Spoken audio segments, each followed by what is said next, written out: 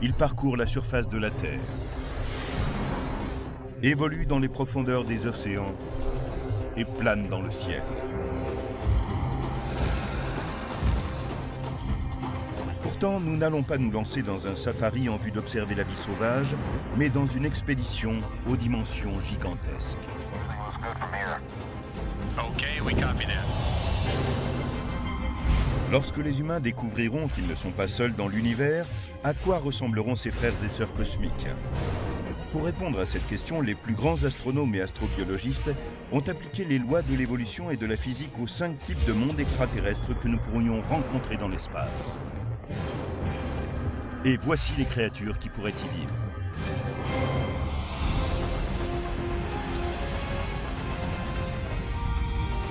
Préparez-vous à vivre un safari intergalactique et à découvrir le visage des extraterrestres.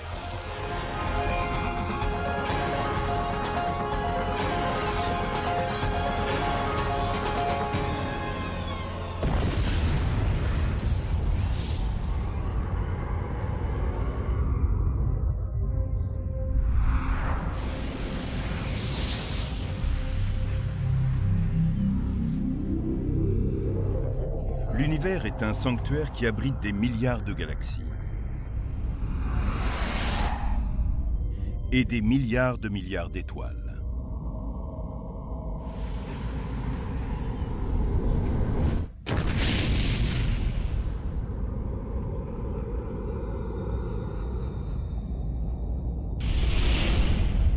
Tout cela ne serait-il qu'un désert hanté seulement par des explosions de rayons gamma, d'étoiles en feu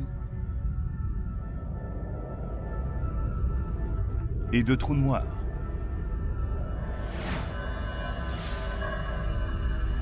Où la vie existe-t-elle au-delà de la Terre, dans ce paradis cosmique?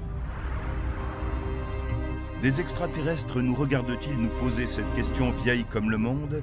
Sommes-nous seuls dans l'univers? Les scientifiques sont toujours en quête de signes de vie extraterrestres et beaucoup d'entre eux sont convaincus qu'ils existent et attendent simplement qu'on les découvre. Mais y a-t-il sur Terre quelque chose qui pourrait leur ressembler? En mêlant loi de l'évolution et principes biologiques et avec un peu d'imagination, des infographistes ont pallié le manque de connaissances tangibles et donné une forme à ces créatures extraterrestres.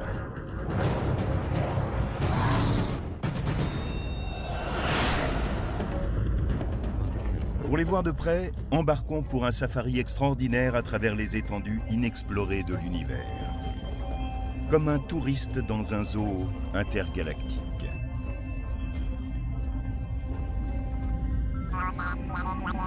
Premier arrêt, la planète Eronel, un endroit purement imaginaire.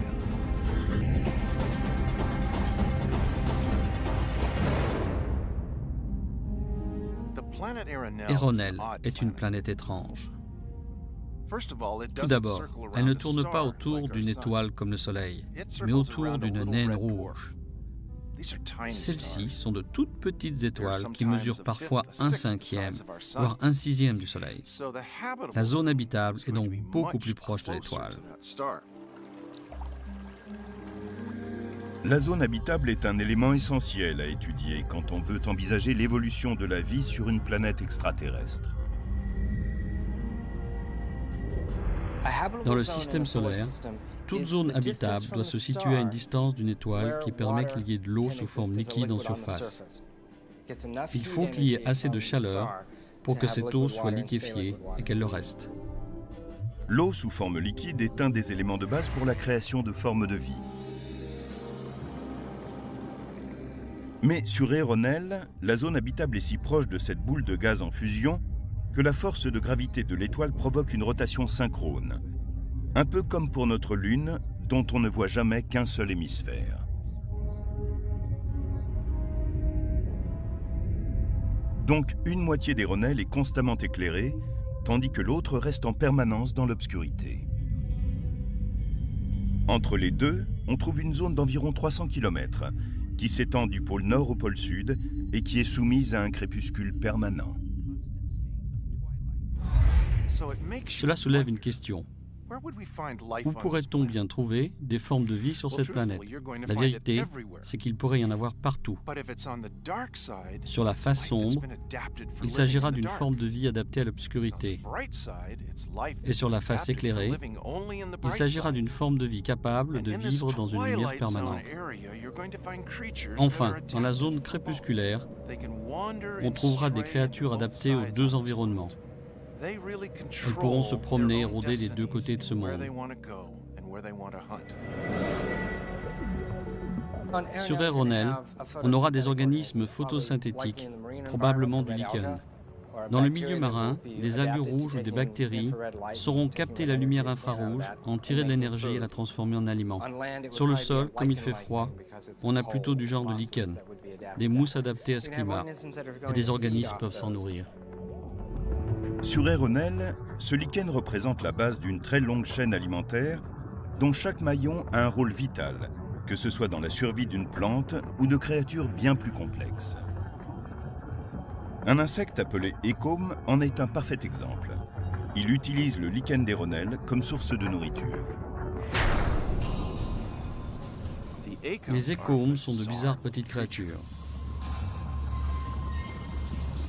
Sur Terre, on connaît le phénomène de métamorphose, qui est cette étrange capacité à pouvoir changer d'une forme à une autre. On l'observe chez les papillons. Leurs chenilles se nourrissent dans nos jardins, grimpent aux barrières, tissent leurs cocons et un paillon éclot des mois plus tard. Les écomes font la même chose, mais de façon très bizarre. Ils ressemblent à des anguilles qui auraient des nageoires de chaque côté. À certains moments, ils se dirigent vers une plante, s'y accrochent, s'y fixent et forment comme une coquille autour d'elle. Lorsque la coquille se brise, il en sort un organisme comme nous n'en avons jamais vu. Il tire de l'oxygène de l'eau en séparant l'hydrogène de l'oxygène et produit une petite bulle qui remonte à la surface de l'eau. Ensuite, le vent emporte ces bulles en altitude et les répand sur la planète jusqu'à la zone crépusculaire. On dirait comme de petits parachutes en pleine descente. Dès que les écomes touchent le sol, ils créent un terrier dans lequel ils vivent au début. Mais lorsqu'ils fouillent le sol à la recherche de nourriture, ils sont chassés par le maillon suivant de la chaîne alimentaire. Le pénapode. Le pénapode est une des créatures les plus intéressantes de cet univers. C'est une étrange petite créature qui a des yeux tout autour de la tête pour voir tout ce qui se passe derrière lui. Dans la zone crépusculaire d'Eronel, il fait très froid et très sombre, car elle reçoit peu de lumière de l'étoile avoisinante. Les chasseurs et leurs proies ont donc développé de grands yeux, comme les hiboux ou d'autres animaux nocturnes. La plupart des créatures d'Eronel se sont adaptées de façon très intéressante. Eronel tourne autour d'une naine rouge de type spectral M. Celles-ci émettent essentiellement de la lumière infrarouge qui ressemble à la chaleur que l'on perçoit quand on ouvre un four. Voici ce que verraient ces créatures. Elles apercevraient la chaleur produite autour d'elles par leur corps. Cela doit être très différent de ce que nous vivons, vous et moi. Pour voir ces manifestations de chaleur sur la face obscure de la planète, l'un des plus gros maillons de la chaîne alimentaire, le courga, possède une qualité curieuse. Par leur sens et la manière dont ils se déplacent et dont ils fonctionnent, toujours ensemble, ils ressemblent aux chacals des plaines africaines. Ce sont des chasseurs et des prédateurs. Ce sont d'horribles créatures qui encerclent un pinapode ou une colonie entière pour en faire leur repas. Ils possèdent l'étrange capacité de voir non seulement dans les régions crépusculaires avec des yeux comme les nôtres, mais aussi dans les régions obscures grâce à une seconde paire d'yeux, plus petits. Ils peuvent alors détecter les signes de chaleur de créatures qui vivent là. Peu d'êtres pourraient vivre sur une planète comme Eronel. Mais de toute façon, elles ne sont pour l'instant que le fruit de notre imagination.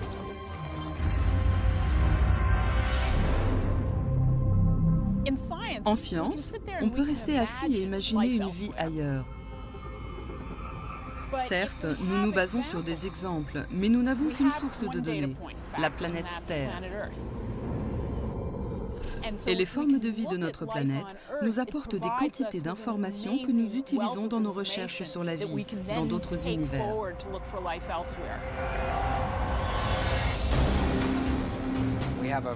Nous avons toute une variété d'écosystèmes que nous pouvons étudier et voir les défis qu'ils posent. Nous observons ces écosystèmes, la façon dont y vit un organisme vivant et appliquons nos découvertes à la vie extraterrestre. Pour comprendre comment ces principes peuvent être appliqués ailleurs, nous devons poursuivre notre safari intergalactique. Quittons la surface d'Éronel et parcourons plus de 322 années-lumière à travers le cosmos avant d'arriver au sein d'un nouveau système solaire sur la planète imaginaire AG-143.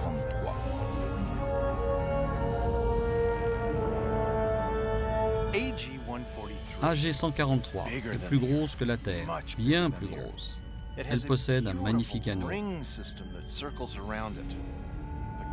Et ce qui est encore plus important, il s'agit d'un gigantesque désert, dont le champ gravitationnel est 3 fois plus élevé que celui de la Terre. Un homme de 85 kg qui poserait le pied sur AG-143 hériterait en même temps d'un poids de 260 kg. De toute évidence, les formes de vie auraient la nécessité de s'adapter. Mais comment ?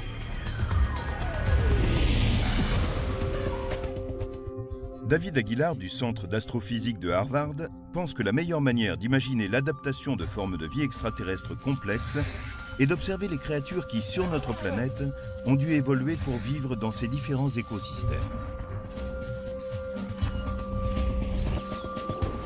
Nous sommes ici au zoo de Caroline du Nord. Parmi tous ceux que compte notre pays, il possède certaines particularités.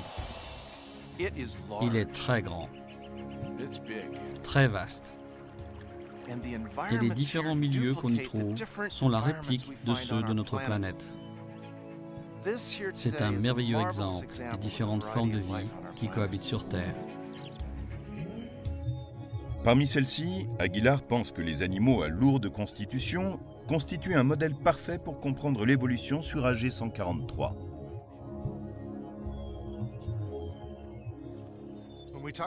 Lorsque nous parlons d'un animal adapté à un monde où l'environnement est lourd, il s'agit d'un monde où la gravité est plus forte. Regardez, nous avons là le prototype idéal, des pattes qui soutiennent un énorme corps. Il faut que nous le raccourcissions pour notre planète imaginaire, que nous le rapprochions du sol. Mais sinon, il serait parfait.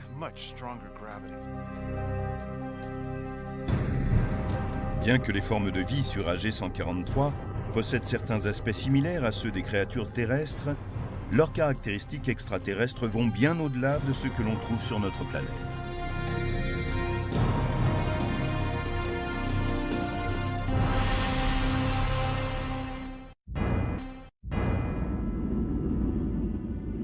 Tout va bien pour moi. Ok, on continue, ça paraît bien. Je reprends contact. Et si un jour, une sonde spatiale détectait une vie hors de notre système solaire ?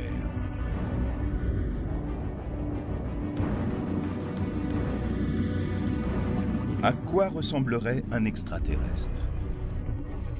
Pour mieux comprendre ces créatures d'un autre monde et comment elles auraient pu évoluer, les spécialistes pensent qu'il faut d'abord comprendre quelques idées simples sur l'environnement dans lequel ces formes de vie auraient commencé. Quand on regarde des planètes qui tournent autour d'étoiles lointaines, il y a 2 facteurs auxquels on s'attache. Tout d'abord, la distance avec l'étoile mère. Elle détermine la quantité d'énergie et la présence ou non d'eau liquide. Il y a ensuite la masse et la taille de la planète. Cela détermine la gravité et le type d'organisme qui peut y être présent. Lorsqu'on pense biologie évolutionnaire, on a tendance à croire que toute la nature se bat bec et ongles dans une grande compétition darwinienne entre les organismes et les espèces. Mais on oublie que c'est l'environnement physique qui modèle réellement la vie. Le type de gravité, la température, la pression, la composition de l'atmosphère, etc., etc.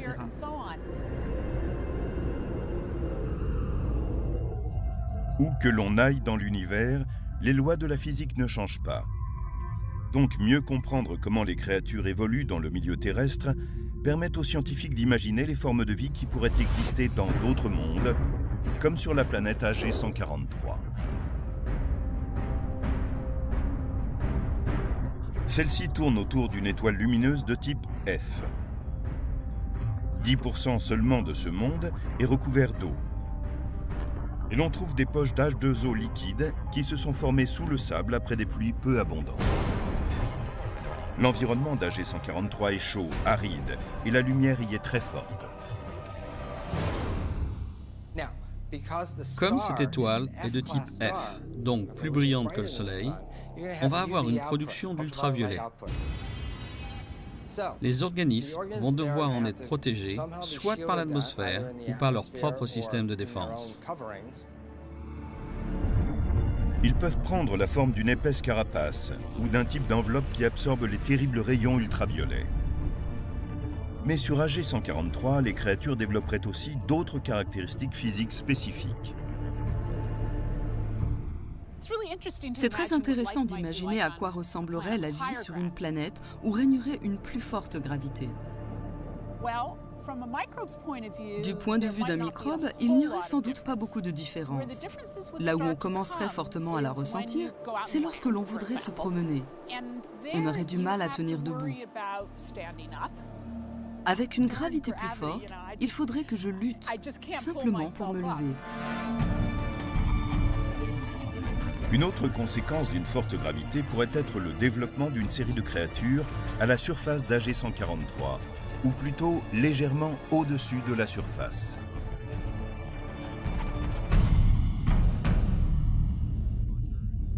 Sur Terre, notre atmosphère est composée à 79% d'azote, 20% d'oxygène et 1% d'autres gaz. Ceci reste là grâce à la force gravitationnelle de la Terre. Mais sur une planète comme AG 143, la gravité plus importante produirait une atmosphère plus épaisse. Idéale pour voler, elle contiendrait aussi un plus fort taux d'oxygène.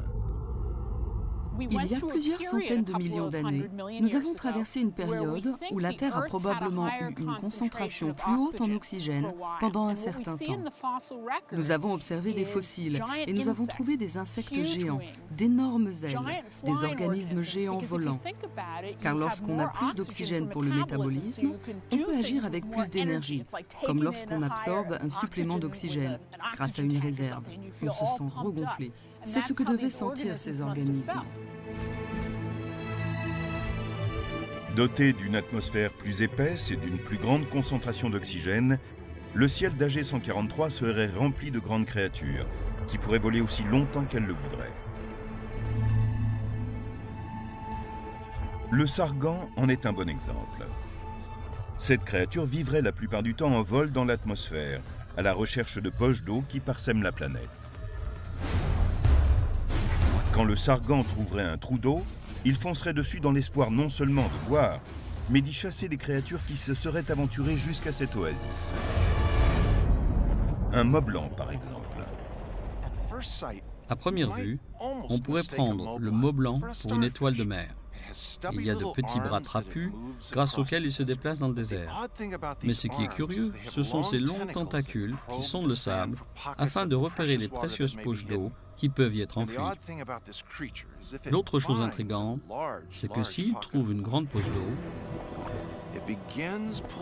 il commence à pomper l'eau. Il la pompe, grandit, enfle et l'emmagasine, un peu comme le fait un chameau. La capacité à localiser et stocker l'eau est cruciale. La plupart des créatures terrestres seraient vouées à une mort certaine si elles se retrouvaient coincées au milieu du désert, à des centaines de kilomètres de quelque source liquide que ce soit.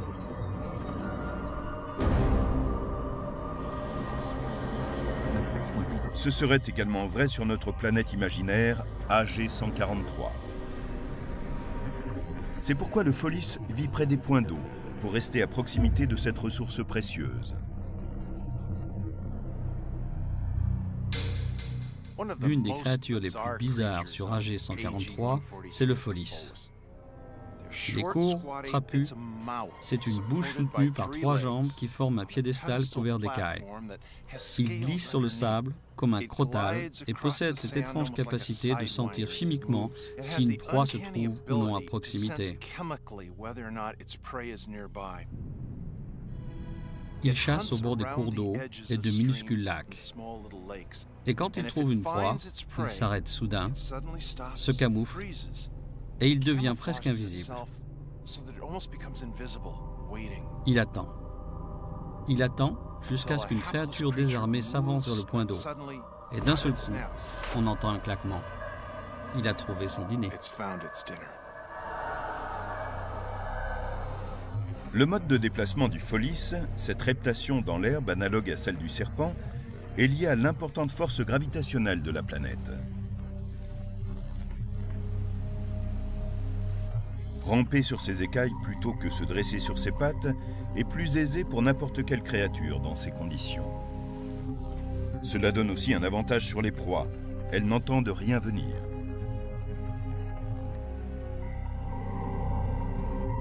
Mais sur AG 143, aucun maillon de la chaîne alimentaire n'est en sécurité. Une créature silencieuse mais mortelle vit tapie dans ses mares. C'est l'Isor. En observant toute la chaîne alimentaire d'AG 143, nous avons vu les défis que doivent surmonter les créatures qui vivent dans un monde où il y a peu d'eau et une très forte gravité. Mais si la situation était inverse, admettons une planète qui aurait de l'eau en suffisance et une force gravitationnelle plus faible. Peut-être existe-t-elle quelque part dans le ciel, au-dessus de nos têtes.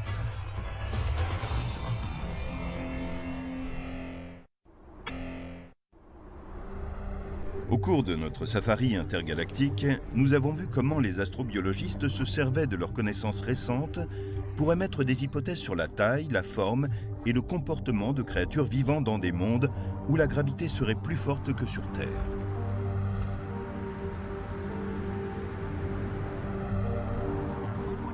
Mais que se passerait-il si c'était l'inverse? Pour le découvrir, quittons AG 143 pour une autre planète située à plus de 89 années-lumière, GPC 925. GPC 925 est plus petite que la Terre, environ 2 fois plus petite. C'est un cas limite. Et à cause de sa taille, sa gravité est plus faible.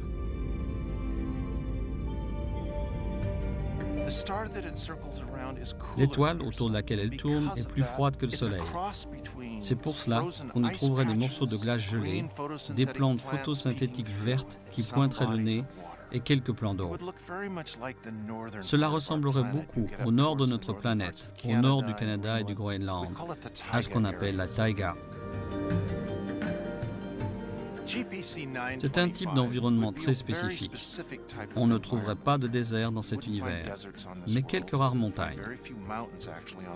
Ce serait un univers plus froid, mieux préservé que ce que nous voyons sur notre planète. Mais ce serait également magnifique. Ce monde, avec une gravité bien plus faible, pourrait générer des formes de vie plus élégantes aussi. Je mesure près de 2 mètres. Imaginez ma taille si j'avais grandi dans un monde où la gravité serait 2 ou 3 fois moins importante.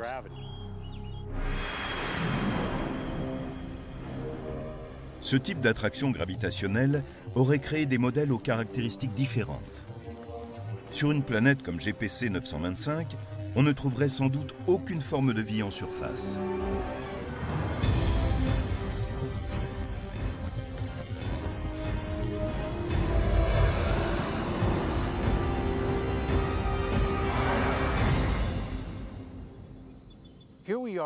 Nous sommes ici dans une volière. En haut de ces arbres se trouvent des vestiges de dinosaures. C'est ce qui est resté quand les dinosaures ont disparu. Ces oiseaux sont créés pour voler. Leurs os sont creux, leurs plumes reliées entre elles. Ces oiseaux ont été conçus pour régner sous le ciel. Et sur une planète à basse gravité, voici ce qu'on verrait. La gravité étant faible, il serait très facile de voler. Sur Terre, il y a de nombreux organismes qui volent de façon très différente. Les chauves-souris ont des membranes tendues entre les doigts, ce qui leur fournit des ailes. Les écureuils volants déploient des ailes depuis leur pelage et peuvent ainsi planer. Mais sur GPC 925, rien n'est comparable aux créatures terrestres. Ici, la créature volante la plus étrange qui soit est le loligar. Imaginez des sacs mous, semblables à des poumons, munis de très longues tentacules qui pendent au-dessus du paysage lorsqu'ils se déplacent lentement au-dessus du sol. Réchauffés par chaleur interne, cet air gonfle les sacs. On dirait des méduses qui flottent dans l'air. Et comme elles, ces créatures piquent et attrapent de tout ce qui, au sol, les fuit à toute allure. Les voir se déplacer et danser au gré du vent comme un groupe de méduses psychédéliques est un spectacle incroyable. Et pourtant, sur cette planète, c'est presque banal. La vie au sol repousserait les limites de la science telle que nous la connaissons. Quand on observe ce monde, on voit comme de très longs bâtons qui mesurent jusqu'à 5, 7, 9 mètres de haut. Nombre d'entre eux possèdent une ampoule à leur extrémité. Ils oscillent au vent, mais on comprend bientôt avec étonnement qu'il ne s'agit pas de plantes. Ce sont des animaux qui possèdent des racines qu'ils retirent pour se déplacer lentement à la surface. Ensuite, ils s'ancrent à nouveau dans le sol et se balancent au gré du vent, attendant qu'une créature passe par là. Quand il en arrive une, le haut du bâton fonce comme un petit frisbee sur l'animal, s'enfonce dans ses flancs, ses pattes, sa carapace, ses poils et s'y accroche un moment. Puis il se déplace, arrive dans un autre endroit, le laisse tomber et se remet à pousser dans le sol. Il plante simplement ses graines, de petits disques qui s'envolent dans les airs.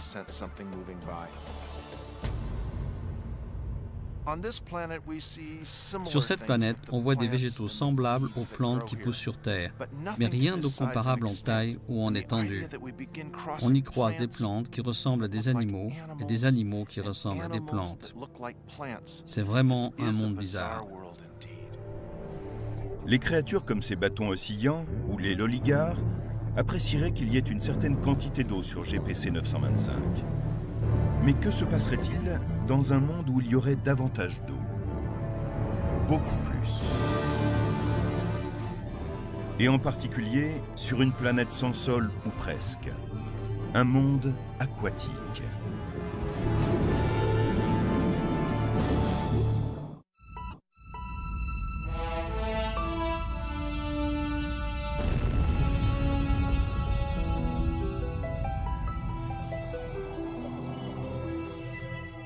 Depuis notre départ pour ce safari intergalactique, nous avons observé l'incroyable cycle de vie de l'Écom sur Eronel, l'étrange Folis sur AG-143 et les loligars qui flottent sur GPC 925. Toutes les formes de vie de ces mondes imaginaires ont été créées par des scientifiques qui se sont basés sur les découvertes les plus récentes. Mais comment ces créatures seraient-elles nées sur ces étranges planètes lointaines? Notre connaissance des conditions nécessaires à la vie est basée sur les formes de vie que nous connaissons et le processus chimique qui, selon nous, mène à la naissance et au développement de la vie et l'arrivée de carbone dans une solution aqueuse ou aquatique. On a donc besoin d'eau liquide, de carbone et d'azote. On a besoin d'un certain type d'énergie. Car toutes les formes de vie, même les microbes, ont besoin de nourriture. Ils possèdent un certain métabolisme. La lumière du soleil y pourvoit plutôt bien, comme sur la Terre.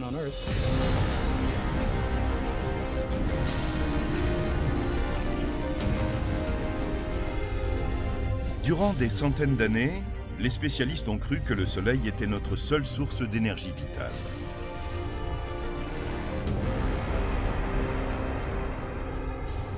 Mais au cours des dernières décennies, de nouvelles découvertes ont prouvé que c'était faux.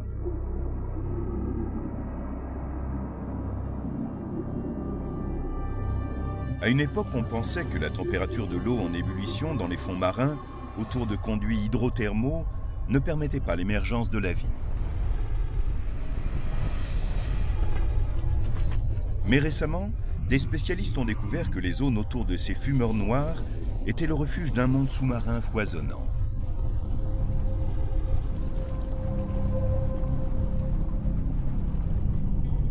En l'absence de lumière solaire, les créatures qui y prospèrent tirent leur énergie de la chaleur, des gaz et des minéraux rejetés par ces conduits. Ces formes de vie particulièrement résistantes sont appelées des extrémophiles. Les extrémophiles élargissent notre vision de ce que peuvent faire des organismes et nos connaissances à ce sujet. En d'autres termes, si l'on examine les différents types de milieux qui existent sur Terre, ils peuvent être extrêmement chauds ou extrêmement froids, acides ou bases, tout ce que l'on peut imaginer. Finalement, on trouve des formes de vie partout. Le fait que l'on retrouve des formes de vie sur toute la Terre est en grande partie dû à notre situation dans le système solaire. Les spécialistes pensent en général que pour qu'il y ait sur une planète des formes de vie à l'extérieur, il faut se trouver dans une zone privilégiée par rapport au Soleil. Pas trop près, sinon l'eau bout, pas trop loin, sinon elle gèle, mais à une distance qui permet d'avoir des océans liquides d'où peut se former l'ADN. Eh bien, ce schéma se révèle faux. Aujourd'hui, on pense que même sur les lunes gelées de Jupiter, il y aurait des formes de vie en surface. Europa, l'une des lunes de Jupiter, est couverte d'une couche de glace, en dessous de laquelle il y aurait, semble-t-il, un gigantesque océan. Il pourrait être là depuis des milliards d'années et contenir de l'eau sous forme liquide.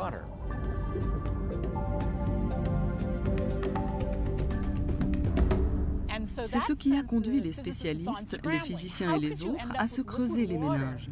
Comment pourrait-on obtenir de l'eau liquide aussi loin du Soleil? Aujourd'hui, on poursuit l'idée d'un phénomène appelé flexion de marée. Sur Europa, cette flexion de marée serait provoquée par la grande taille de Jupiter, ainsi que par sa force gravitationnelle qui, en s'exerçant sur la glace lunaire, générerait de la chaleur.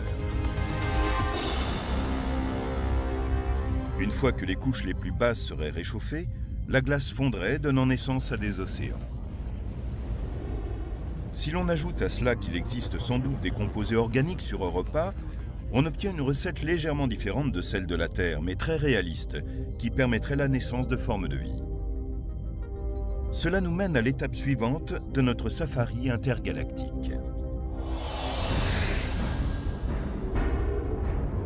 Quittons la surface chaude et les ciels peuplés d'AF-143 et parcourons 72 années-lumière pour arriver vers une gazeuse géante théorique connue sous le nom de YNRG. Une planète entourée de 8 lunes. Ce n'est pas réellement YNRG qui nous intéresse, car c'est une géante gazeuse et nous ne pensons pas que la vie puisse exister sur ce type de monde.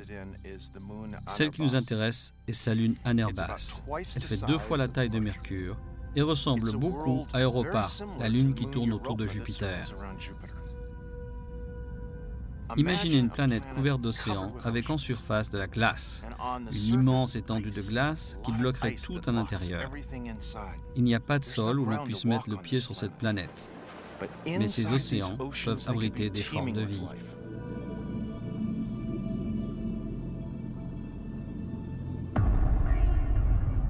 Et grâce à la force de gravitation de YNRG, Anerbas pourrait avoir une importante activité géothermale, source d'énergie propice à la naissance de formes de vie.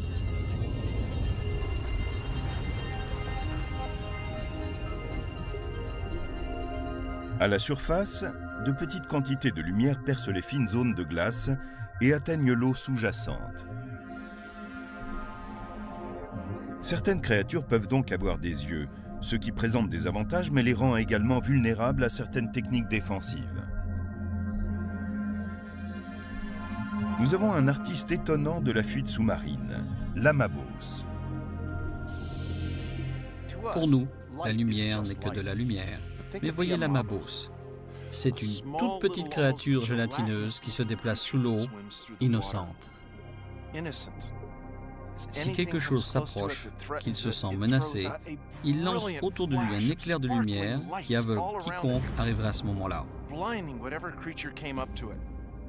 C'est un peu comme le nuage d'encre que la pieuvre lance sous l'eau. L'Amabos est soudain masqué par des illuminations qui ressemblent à celles de la fête nationale. Et lorsqu'elle s'efface, il a disparu. C'est ainsi que la lumière devient un mécanisme protecteur. Mais les créatures qui vivent au plus profond des océans connaîtraient d'autres méthodes de survie. En voici un exemple, le Zovalina. Le Zovalina est comme un croisement entre une étrange araignée et un crabe très bizarre.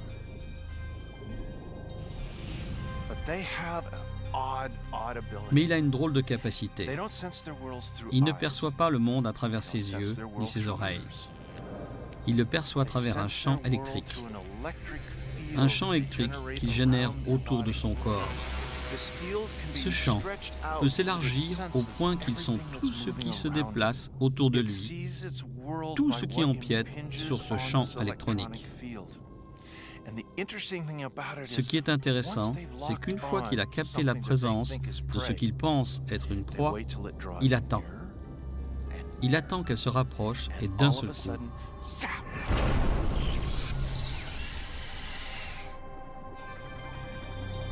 il lui envoie une forte décharge électrique qui la paralyse. Il lance un tentacule qui à toute vitesse l'attrape et la tire. En résumé, il chasse à l'électricité. On voit l'immense avantage de vivre dans un milieu aquatique pour ce type de créature. Mais il nous reste un facteur à examiner.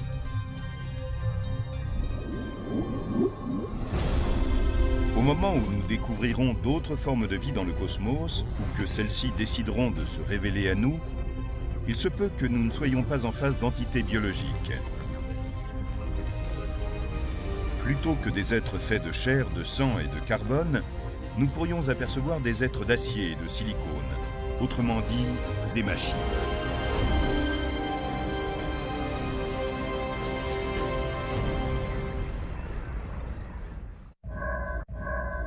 En approchant de notre étape finale, la planète imaginaire Gaia-Léo, on remarque à sa surface 3 cratères très larges.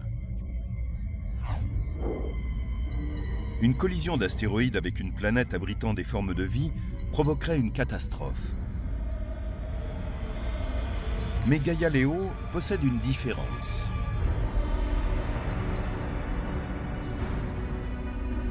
On peut voir à sa surface de petites créatures mécaniques qui se déplacent en tous sens. Jusqu'ici, notre voyage nous a permis d'explorer des mondes imaginaires peuplés de créatures biologiques de toutes formes et tailles. Mais certains savants pensent qu'un monde extraterrestre pourrait être habité de machines synthétiques, comme les Gaia-Léo.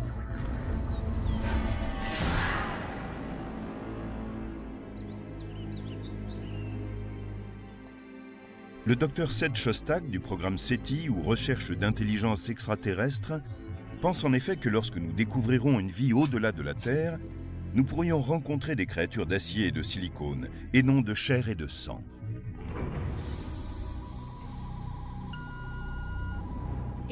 Si un extraterrestre avait la capacité de construire un émetteur radio et de nous envoyer des informations, nous pourrions l'entendre. C'est sans doute la prochaine étape, celle du développement de machines pensantes. Pour mieux nous faire comprendre l'origine d'une planète extraterrestre peuplée de ce type de machines, les savants nous disent de regarder l'évolution de l'intelligence sur Terre, et en particulier de l'intelligence artificielle. L'intelligence artificielle est en quelque sorte la science de faire des bébés à partir d'une égratignure. Ici, la science et la technique tentent de créer une intelligence en saisissant comment cela fonctionne. Nous n'en sommes pas là. Nous n'avons pas encore de machines pensantes. Mais ceux qui travaillent dans ce domaine pensent que cela pourrait arriver dans 20, 50 ou 100 ans. On peut concevoir que dans 100 ou peut-être 1000 ans, nous pourrions vouloir fusionner avec nos machines. Si nous y arrivons dans les siècles à venir, elles deviendraient alors plus intelligentes que nous. Et le danger serait que nos créations nous enferment derrière les grilles d'un zoo, qu'elles nous lancent des cacahuètes et nous fassent danser, comme nous l'avons fait pour les ours. Mais au lieu de fusionner avec les machines, les humains pourraient un jour devenir eux-mêmes des machines.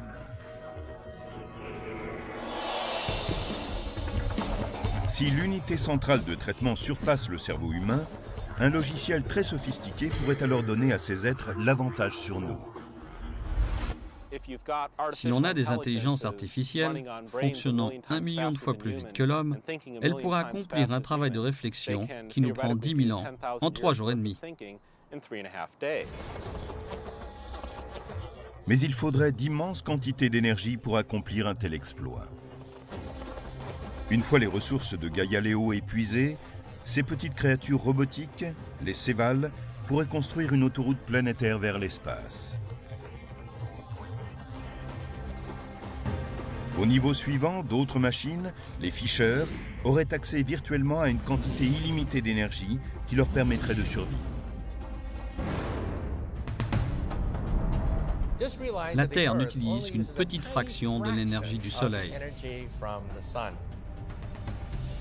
Si celui-ci était grand comme ça, la Terre ne serait qu'une tête d'épingle en comparaison.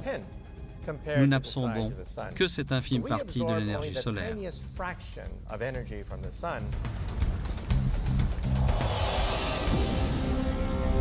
Pour exploiter l'énergie solaire, on pourrait construire autour de l'astre ou de n'importe quelle autre étoile une structure théorique, une sphère d'Ison. Une sphère d'Ison est une sphère gigantesque que l'on bâtit autour d'une étoile pour en absorber toute l'énergie. Ainsi, peut-on en tirer la production entière sans être brûlé dans le processus. Une fois qu'une étoile a été découpée en morceaux et que son énergie est épuisée, les Fisher démonteraient la sphère et se dirigeraient vers une autre source d'énergie galactique.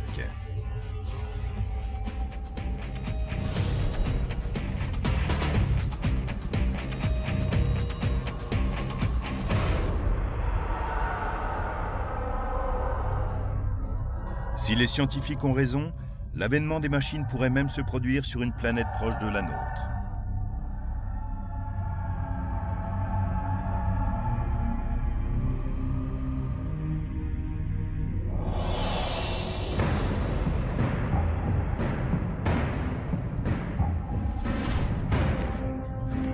Chaque année, de nouvelles découvertes repoussent les limites de notre connaissance de nous-mêmes et de la vie dans l'univers.